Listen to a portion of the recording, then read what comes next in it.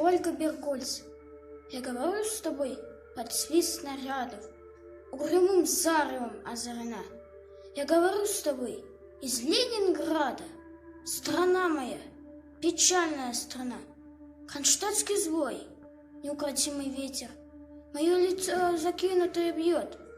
В бомбоубежище уснули дети, ночная стража встала у ворот. Над Ленинградом смертная угроза, бессонной ночью, тяжек день любой. Но мы забыли, что такое слезы, что называлось страхом и мольбой. Я говорю, нас, граждан Ленинграда, не поколебит грохот канонад. Если завтра будут баррикады, мы не покинем наших баррикад.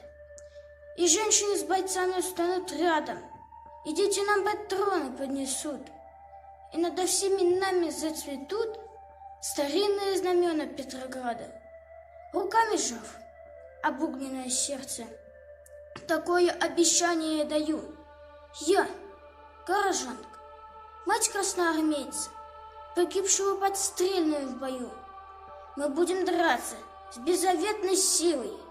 Мы одолеем бешеных зверей. Мы победим. Клянусь тебе, Россия, от имени российских матерей.